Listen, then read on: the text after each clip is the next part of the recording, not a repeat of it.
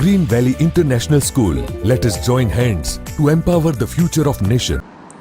Hello and welcome to Green Valley International School online lectures. My name is Ravi Patel and today we are going to discuss about the chapter number 7, the environmental changes. But before we begin, I want to let you know about the environmental changes के जो कुछ slides है वो आप देख लीजिए and then after we will discuss about the environmental changes, right?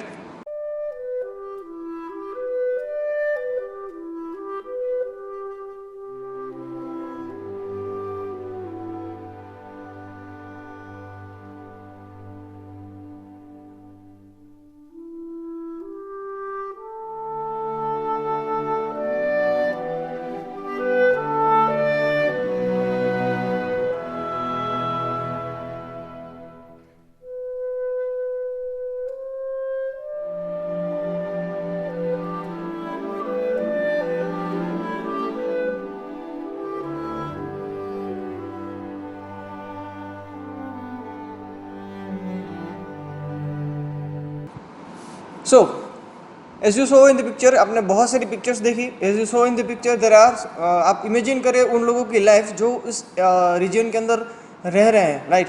वो वहाँ पे जो पॉल्यूशन है वहाँ पर रह रहे हैं. So, why it is so important to discuss? The air envelope the earth from the all side known as the atmosphere. We already studied about the atmosphere in the earlier chapter.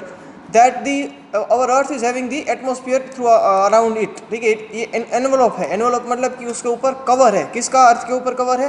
Atmosphere का cover है अर्थ के ऊपर. And the atmosphere is getting polluted due to the human activities. The human whatever the activities done by the human, atmosphere become polluted. And it is so polluted. You already आपने जो pictures देखी उसके अंदर आपको पता है कि किस तरह से ह्यूमन एक्टिविटीज़ की वजह से एटमॉस्फेयर है वो पोल्यूटेड है. The environment get polluted by the industries, factories, power station, vehicle, etc. So there are so many things that there are so many things that pollutate the environment. Now these activities are done by the humans. और ये जो activities है बहुत ही brutal है for the human being as well as the environment. ठीक है, क्यों ये इतनी खतरनाक है, कितनी ब्रूटल है, तो ये हम इस चैप्टर के अंदर देखने वाले हैं. और इससे हमारा जो इन्वायरमेंट है उसके ऊपर क्या इफेक्ट हो रहे हैं और आने वाले फ्यूचर्स के अंदर क्या इफेक्ट होंगे, that we will discuss in this chapter. देखो आपका ये चैप्टर बहुत ही स्मॉल है बट ये जो चैप्टर है वो बहुत ही इंपॉर्टेंट है for the future of the world. हमारे जो वर्ल्ड है उसके लिए बहुत ही इंपॉर्टेंट है. तो आप इस चैप्टर को बिल्कुल भी लाइटली मत लेना. ठीक है. The change occur in the temperature, direction of wind, moisture etc due to the global warming are known as the environmental changes. So यहाँ पर जो चेंजेस हो रहे हैं जैसे कि टेम्परेचर में चेंजेस हो रहा है, डायरेक्शन है विंड की वो चेंज हो रही है, मॉइस्चर है हवा में वो चेंज हो रहा है. मॉइस्चर क्या होता है? The water present in the atmosphere known as the moisture. तो ये जो मॉइस्चर है एटमॉस्फेयर के अंदर वो चेंजेस हो रहा है. Due to that global warming है. अब ये ग्लोबल वार्मिंग क्या है वो आगे आने वाले जो स्लाइड्स है उसके अंदर हम डिस्कस करेंगे. तो इसकी वजह से जो चेंजेस हो रहे हैं in environment known as the environmental changes. So let's begin with the environmental changes. But before we begin I want to, ठीक है, तो वेदर क्या है? देखिए वेदर का मतलब क्या होता है कि the condition of temperature, rain and moisture, better known as the humidity. Moisture को आप ह्यूमिडिटी भी कह सकते हो. The water present in the atmosphere known as the humidity और moisture in any region at the particular point time known as the weather. अभी का जो कंडीशन है उसको कहते हैं वेदर. अभी जो एटमॉस्फेयर की कंडीशन है, अभी जो कंडीशन है हमारे जो क्लाइमेट की एटमॉस्फेयर की, that is known as the weather. ठीक है, ये शॉर्ट टाइम ऑफ पीरियड के लिए होता है वेदर का कंडीशन. राइट नाउ अगर मैं बात करूँ तो मानसून का टाइम पीरियड चल रहा है, राइट? और मानसून के बाद सनी जो अभी जो है वो सनी वेदर है. सो आप किसी को जब पूछे तो आप अभी क्लाइमेट कैसा है ऐसा नहीं पूछ सकते, but how is the weather, कि वेदर कैसा है. वेदर है वो शॉर्ट टाइम पीरियड के लिए होता है, जैसे कि मॉर्निंग का टाइम है, आफ्टरनून का टाइम है, इवनिंग का टाइम है. So during that time weather की कंडीशन कैसी है वो हम जनरली रियल लाइफ में देखते हैं, राइट? ये शॉर्ट टाइम ऑफ पीरियड के लिए होता है.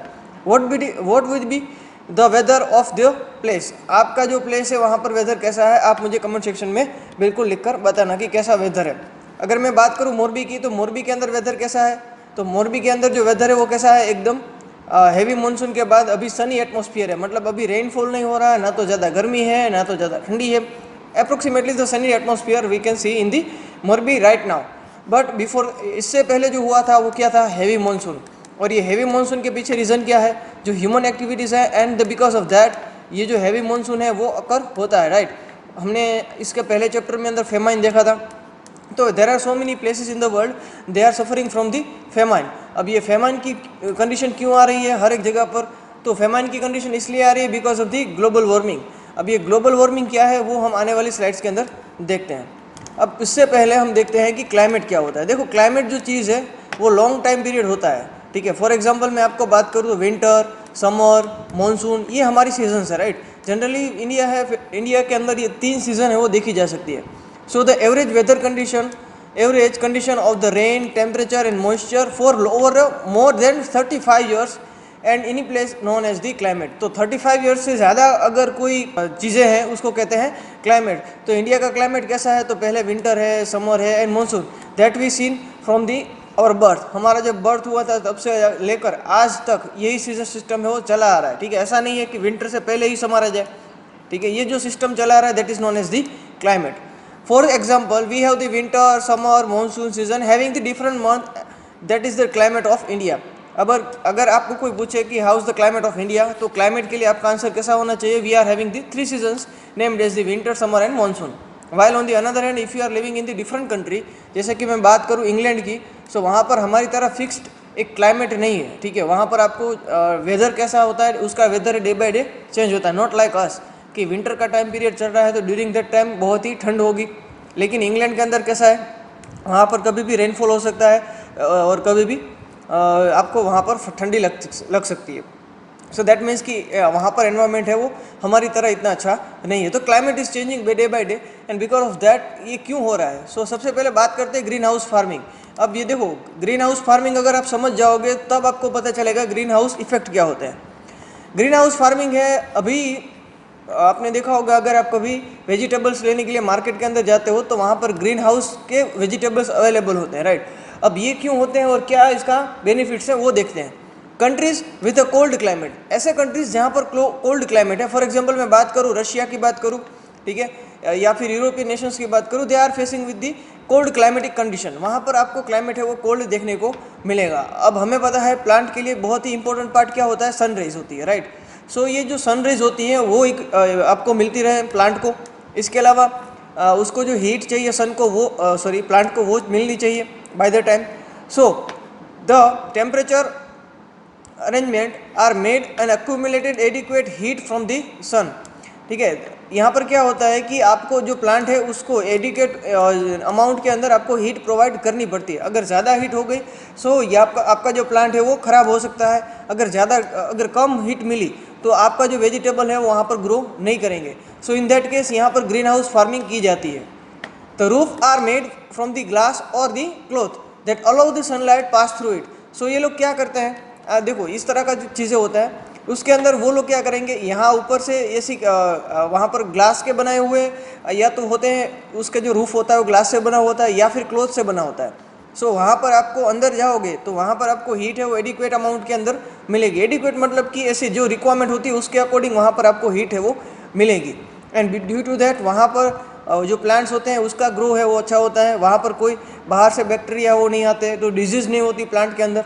सो ओवरऑल आप बात करें तो ओवरऑल वहाँ पर आपको एक अच्छा फार्मिंग है वो वहाँ पर देखने को मिलेंगे। And that's why we are using the green house farming.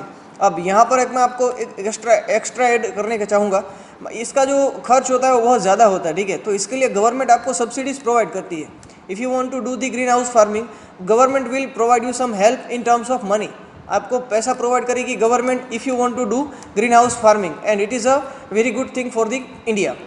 Bye that sustain the heat inside the building can be accumulated.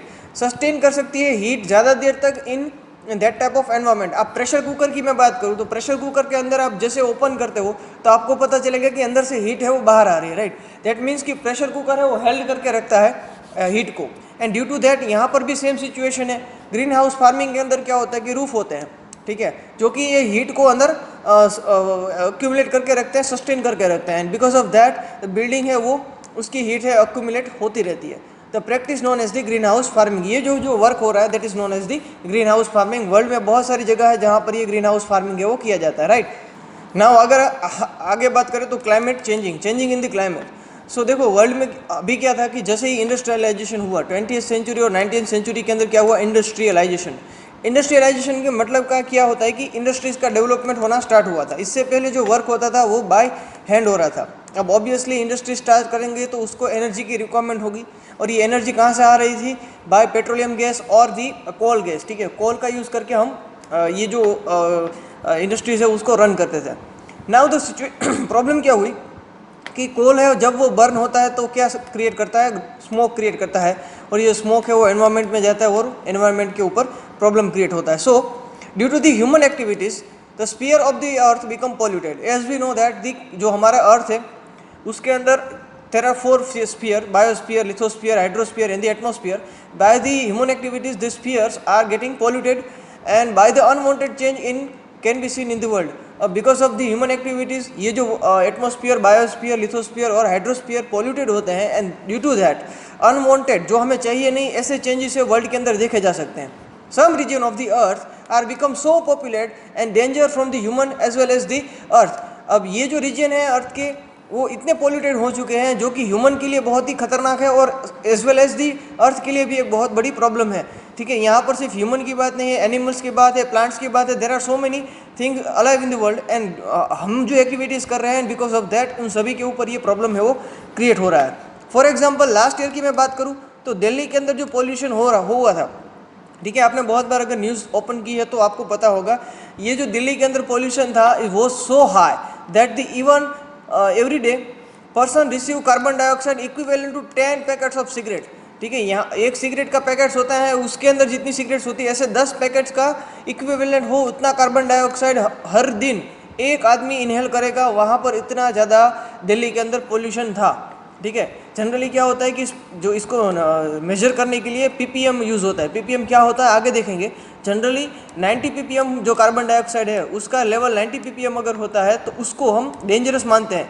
Delhi के अंदर 400 प्लस था, तो आप देखो कितनी ब्रूटल सिचुएशन होगी ऑफ क्लाइमेट इन दिल्ली। ठीक है, तो ये हमने क्रिएट किया, ये कोई नेचुरल डिजास्टर नहीं है, it is created by human. So it is a human activity that polluted the entire Delhi. So यहाँ पर आप देखो तो ये दिल्ली है, देखो ऐसे नहीं है कि सिर्फ दिल्ली में पॉल्यूशन है। ठीक है, आप हर एक सिटीज़ के बारे में देखो, वर्ल्ड के मेजर सिटीज़ उन सभी के अंदर ये क्लाइमेट की प्रॉब्लम हो रही है। अब ये देखो दिल्ली का एक सीन है जहाँ पर एक बिल्डिंग के पास आप देखो तो इतना स्मोक है। अब इस कंडीशन के अंदर कोई लोग यहाँ पर कैसे जी सकते हैं, आप सोचो ज़रा। खैर, अब बात करते हैं ग्लोबल वार्मिंग। ठीक है, आप जिसको वार्म का पता ही होगा, वार्म का मतलब होता है हीट। ठीक है, गर्म हो रहा है, पूरी अर्थ है वो गर्म हो रही है। ठीक है, the climate is continuously changing and heating up. The global warming refer to an unequal continuous rising in the average temperature of the earth. Global warming है उसको आप इस तरह से देख सकते हो कि ये अनइक्वल, हर जगह पे सेम इक्वली हीट नहीं हो रहा है, बट हीट हो रहा है और कंटिन्यूस वो राइज होता जा रहा है। प्रॉब्लम ये है। ठीक है, and because of that average temperature होता है अर्थ का वो इंक्रीज हो रहा है। Climate system due to the green house gases. अब ये ग्रीन हाउस गैसेस क्या है, हमने अर्ली स्टडी किया है green house farming. Same way में ऐसी गैसेस होती है, उसमें रूफ टॉप होता है फार्मिंग के अंदर, लेकिन गैसेस के अंदर ये गैस ही ऐसा रूफ बना देती है, बिकॉज ऑफ दैट पूरी अर्थ है वो हीट अप हो रही है। It occurs when the certain gases in the atmosphere entrap the infrared UV rays. अब ये यूवी रेज मतलब कि अल्ट्रावायलेट जो रेज आते हैं सन से। देखो ऐसा नहीं है कि सन से सिर्फ रेज आ रहे हैं, तो उसमें भी पार्ट होते हैं अल्ट्रावायलेट रेज। अब ये अल्ट्रावायलेट रेज हैं, अगर ज़्यादा दिन तक आपकी बॉडी के ऊपर रहे तो आपको स्किन का कैंसर हो सकता है और अदर जो प्रॉब्लम्स होती है वो हो सकती है। अब इसको रोकने के लिए हमारी जो अर्थ है उसके अराउंड गैसेस का एक लेयर है। ठीक है, इस लेयर है वो हमको प्रोटेक्ट करके रखता है फ्रॉम दी अल्ट्रावायलेट रेज।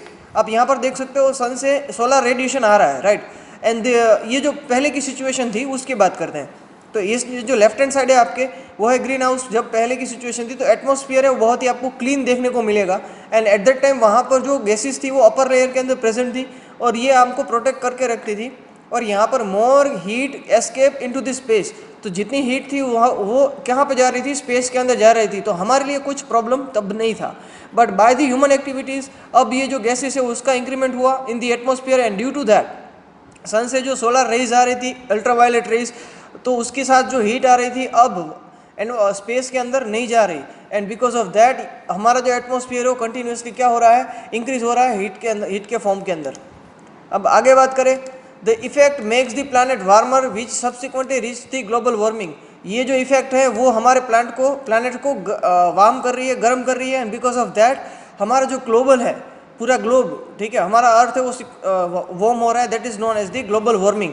बहुत ही इंपॉर्टेंट टॉपिक है, वर्ल्ड के अंदर ये मेजर सिचुएशन है, ठीक है। लास्ट ईयर की मैं बात करूँ तो ग्रेटा थनबर्ग करके एक लड़की है जिसकी एज अराउंड 15 ईयर्स के अराउंड है, तो उसने वर्ल्ड के लिए बहुत ही वर्क किया है, ठीक है। ग्रेटा थनबर्ग, आप ऑनलाइन सर्च करना, कुछ वर्क करना, ठीक है। घर के ऊपर ऐसा नहीं है कि सिर्फ पढ़ने के लिए, आप मार्क्स लेने के लिए सिर्फ पढ़ते रहो, आप ऑनलाइन बहुत सर्च करना about the global warming, you will see so many things that make you think about the global warming, ठीक है। ऐसी चीज़ें आप देखोगे ऑनलाइन कि आपको लगेगा कि हाँ मुझे भी वर्क करना चाहिए अबाउट द ग्लोबल वार्मिंग, तो आप सीख जाओगे कि क्या प्रॉब्लम चल रहा है इन द वर्ल्ड और हम क्या इसके अंदर चेंजेस कर सकते हैं। अब यहाँ पर न्यूज़ फ्रॉम द न्यूज़पेपर आपकी बुक के अंदर जो दिया गया है वो क्या है, देखो न्यूज़पेपर के अंदर आए दिन खबर छपती रहती है अबाउट द ग्लोबल वार्मिंग, पर हम कभी रीड नहीं करते newspaper, and because of that we are not concern about the news, ठीक है, we are not concern about the global warming.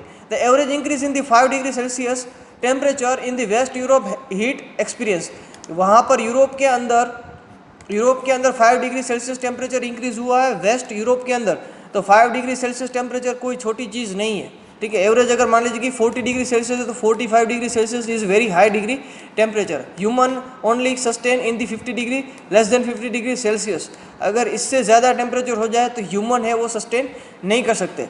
14 degree Celsius temperature in the Darjeeling, ठीक है, दार्जिलिंग जैसी जगह के ऊपर यहाँ पर 14 डिग्री सेल्सियस है वो इंक्रीज़ हुआ है, मैक्सिमम 28 डिग्री, ये 2009 के नंबर है जब दार्जिलिंग के अंदर 14 डिग्री सेल्सियस टेम्परेचर है वो था, और मैक्सिमम कहाँ तक पहुँचा 28 डिग्री सेल्सियस।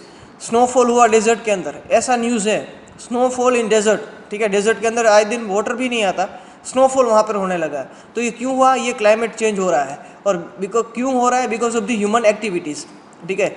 अब Mumbai receive the 942 ml rain in 1 day, एक दिन के अंदर इतना सारा रेनफॉल हुआ है, बहुत ही प्रॉब्लमेटिक है, ठीक है। वहाँ पे लोगों की लाइफ है, इसको फ्लड कहते सकते हैं आप, ठीक है, ऐसी सिचुएशन वहाँ पे क्रिएट हुई थी। Increase in the temperature in the Australia जैसे कंट्री जहाँ पर मेजोरिटी आपको क्या देखने को मिलेगा, स्नो देखने को मिलेगा, वहाँ पर टेम्परेचर इंक्रीज हुआ है। Reduction in 5 kilometre, reduction in Khumbu snow river in the Nepal, तो जो खुम्बू जो रिवर है उसके अंदर 5 किलोमीटर जितना एरिया जो कि ग्लेशियर था वो पिघल गया, ठीक है। आगे हम वीडियोस के अंदर सब कुछ देखेंगे। आइस कैप की जो साइज 3250 स्क्वायर किलोमीटर, छोटा एरिया नहीं है, मोरबी 10 बार कर दो उतना बड़ा एरिया है जो कि मेल्ट डाउन हो गया विद इन 35 डेज। और ये क्यों हो रहा है, बिकॉज ऑफ ह्यूमन, ठीक है। हम जो है वो तो सबसे महान है, ह्यूमन है, और ये उसकी वजह से ही पूरे वर्ल्ड को अब सफ़र करना पड़ता है global warming. Sources of the river are drying up, जहाँ से ये रिवर निकल रही है स्नो से, और स्नो है वो कैसे हो रहे हैं, अब ड्राई हो रहे हैं। खैर यहाँ पर एक और चीज़ लिखी है, ये जो न्यूज़पेपर है वो 1958 का है, और तब से हमें पता था the climate are really getting warmer, हमारा जो क्लाइमेट है वो वार्म हो रहा है, हमें उसके लिए कुछ करना पड़ेगा, बट यहाँ पर हमने उसको सीरियसली नहीं लिया ना, राइट ना, हम अब इसको सीरियसली ले रहे हैं। यहाँ पर द गार्डियन का एक आर्टिकल है, the arctic heat wave triggers the climate melt down the fears, ठीक है। वहाँ पर आर्टिक जो ओशन है उसके बारे में लिखा, आर्टिक पोल के ऊपर लिखा है कि यहाँ पर वहाँ पर हीट अप आ रहा है, हीट वेव आ रही है, एंड बिकॉज ऑफ दैट वहाँ पर जो ग्लेशियर है वो पिघल रहे हैं, और ये हमारे लिए प्रॉब्लम है, बिकॉज वहाँ पर जो एनिमल रह रहे हैं उसकी हालत के बारे में सोचो। Now how does the earth gate heated, ये क्यों हो रहा है, तो यहाँ पर ग्रीन हाउस गैसेस है जैसे कि कार्बन डाइऑक्साइड है, मीथेन, नाइट्रस ऑक्साइड, क्लोरोफ्लोरोकार्बन, और carbon plays an important role in the green house effect. ये जो गैसेस है मैं आपको पूछ सकता हूँ 1 मार्क के लिए, which gases are responsible for the global warming, तो यहाँ पर आपका आंसर होगा carbon dioxide, methane, nitrous oxide, chlorofluorocarbon. There are so many gases that increasing the green house effect और इंक्रीजिंग दी ग्लोबल टेम्परेचर। आगे बात करें तो increase in the proportion of this gases lead the problems for the global warming and the climate change. ये जो gases हैं उसकी वजह से वर्ल्ड के अंदर क्लाइमेट चेंज हो रहा है, और ग्लोबली गैसेस है वो इंक्रीज हो ही रही है, ठीक है। हम इसके लिए कुछ जो वर्क कर रहे हैं वो कुछ अच्छा है नहीं, लोग इसके लिए कंसर्न नहीं कर रहे हैं, जो लोग पढ़े लिखे नहीं हैं वो उसके बारे में कभी सोचेंगे ही नहीं। अब तक कितना टेम्परेचर हुआ है, 0.6 degree Celsius in just 100 years, आपको लगेगा कुछ नहीं है, 0.6 डिग्री तो है, बट ये 0.6 डिग्री ने हमारे क्लाइमेट को पूरी तरह से चेंज करके रख दिया है। राइट नाउ अभी आप देख सकते हो कि पूरे गुजरात के अंदर कितना सारा रेनफॉल हुआ है इन दिस ईयर, ठीक है। 253 के अराउंड % जितना रेनफॉल हुआ है, ठीक है। एवरेज रेनफॉल अगर 100 है तो रेनफॉल हुआ है 253, तो ये बहुत ही प्रॉब्लमेटिक कंडीशन है for the entire human being as well as the animals. अब CFC गैस के बारे में बात करें तो क्लोरोफ्लोरोकार्बन, ठीक है। ये क्लोरोफ्लोरोकार्बन जो है वो हम जनरली यूज़ करते हैं इन AC, ठीक है, AC के अंदर यूज़ करते हैं और इसके अलावा रेफ्रिजरेटर के अंदर हम यूज़ करते हैं। वेल PPM क्या होता है, मैंने आपको आगे बताया कि दिल्ली के अंदर 9400 PPM हो चुका था। तो ये PPM क्या होता है, देखो आपको ये पता होगा कि 1 million is equal to 10 lakhs, ठीक है। The 100 years ago the amount of carbon dioxide was 257 ppm, 257 ppm particles per million. 1 million particle equivalent to 10 lakhs particle में से 253 पार्टिकल्स किसके थे, सिर्फ कार्बन डाइऑक्साइड के थे। तो आपको लगेगा कि बहुत ही छोटा अमाउंट है, इसके क्या फ़र्क पड़ेगा, बट 357 हो गया, 350 हो गया इन जस्ट 100 years। तो ये हमारे लिए एक कंसर्न करने वाली बात है, बिकॉज कार्बन डाइऑक्साइड है वो हीट को बाहर जाने नहीं देगा अर्थ से, और यहाँ पर अर्थ के ऊपर ही रखेगा, और इससे हमारी अर्थ है वो कंटिन्यूसली क्या होगी, हीटअप होगी। So it is major problem for the human being. PPM means the part per million, ठीक है। पार्ट पर मिलियन मतलब कि 1 मिलियन में से कितना पार्ट है।